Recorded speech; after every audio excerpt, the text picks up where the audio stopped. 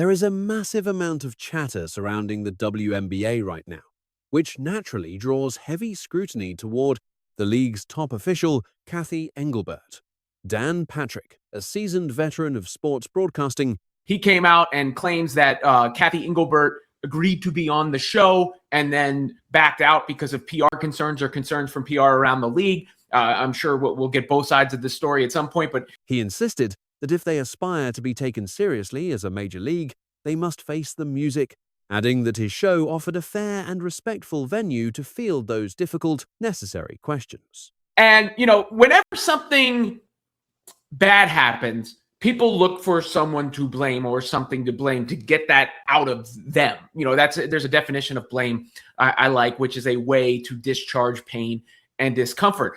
Regardless, there are certainly valid criticisms that can be leveled against the commissioner's handling of these affairs. One could argue, and it's almost a given, that by failing to take firm, decisive action from the start, allowed them to take a life of their own up until this point. Can you put the toothpaste back in the tube? I don't know. But it's not that hard to address all this. If you're not worried about offending people, there is really no objective reason to be concerned about causing offense, because the core situation surrounding their biggest star, Caitlin Clark, isn't actually scandalous in its own right. That's how I would start my statement. Caitlin Clark is not controversial. She's not controversial. She is a great player who has served as the catalyst for the growth period of the WNBA. She never sought out this side drama, has openly expressed her dislike for it, and it shouldn't define her narrative. Clark has unfortunately been targeted by a disproportionate amount of rough play throughout her tenure in the WNBA. Too much in the WNBA. And that is what they could address specifically is the officiating. They've brought it up before, but it's okay to admit she's been on the receiving end. They need full transparency regarding how referees are evaluated and what specific actions are being taken to improve. Furthermore, it is fine to publicly confirm that the flagrant 2 foul committed by Alyssa Thomas was penalized appropriately. Upgraded, and rightfully she served a suspension. On top of that, though, with that said, no one in the league, Alyssa Thomas, Caitlin Clark, anybody else should be on the receiving end. While you cannot control every interaction on the court, the league must remain firm in its rejection of racism and prejudice. Despise prejudice in every form. That is an absolute standard. Any form of intimidation, treat seriously. Report to the proper authorities. And then Congress and whoever else, when, the narrative, as people say, gets hijacked, there is no narrative to hijack. The actual situation is different. Our league is seeing unprecedented viewership, record-breaking turnouts, soaring franchise valuations, and a new collective bargaining deal with historic salary bumps. That is the truth. That's the reality. All players should be treated fairly and treated with respect. Clark should be treated fairly and treated with respect. And to be respected. That standard should apply universally. However, I am addressing our broadcast partners directly. Online comment sections do not reflect true life. Just listen. Listen to Caitlin Clark in that regard. Take her advice in that regard. This was Caitlin Clark the other day. She said this a billion times too. Yeah, I think what really gets lost in our world, and obviously this is regarding me, but I think regarding a lot of things is you browse social media and people mistakenly believe that represents reality. It simply doesn't. It's disappointing that so many people dwell behind screens and keyboards.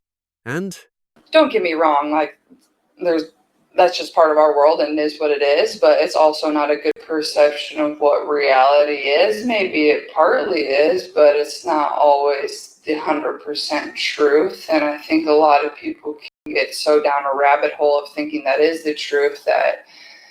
unsettling. Personally, I try to keep myself grounded. For instance, if I went out to play on a given day and nobody showed up, or if there were no children there cheering for me, holding my jerseys over the rails, then we might have a legitimate concern. But I think For my part, that represents the only reality I really care about. I am well aware that I'm creating a real impact on many people. See, you see her. She is present. She listens to. So, you see that. You see her. She's there. She hears the cheers. She signs the autographs. She understands. And, I would implore the media partner, cover Olivia Miles in her rookie season. And their recent valuation, rather than elevating random online comments into major headline.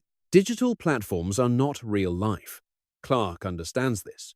Consider what happened last night. I intend to. I'm going to the Jay-Z show, Yankee Stadium, tonight. The Blueprint show. The Reasonable Doubt show was last night. Is a constant subject of online debate. It's a similar situation, right? I personally ignore the critics on X. Their posts just give me a laugh. I really don't pay attention to those keyboard warriors. Their commentary is just fodder for my amusement. If you actually spent time on the internet... Because if you were to be online, people would tell you Jay-Z has no impact or whatever, and then you see the people that are online for his concert. You see the folks that are out there waiting for the show, and in the streets of New York City. And I'm not just picking on Jay-Z, this is merely an analogy. I could use Jey Uso as an example. It could be Jey Uso or Jay-Z. Professional wrestling fans are always nitpicking Jey Uso, which is nowhere near than what's been talked about and discussed with Caitlin Clark, but they're constantly talking about Jey Uso disliking YouTube videos, but you go to the arena and everybody's eating. My kids are eating. So, if I were the WNBA commissioner, that's exactly how I would handle my PR strategy. Observe the general public. Look at the massive surge in support Caitlin Clark has generated, inclusive of every age, race, gender, and international demographic. Look at how much the league has actually grown. Look at the revenue that's being generated. Look at the attendance numbers that are there, the ratings numbers that are there. There is plenty to celebrate. Sure, there are hurdles to overcome, just like in any professional sport, absolutely. However, the current narrative is so far out of line with what's happening between the lines on the court that everybody's lost their mind.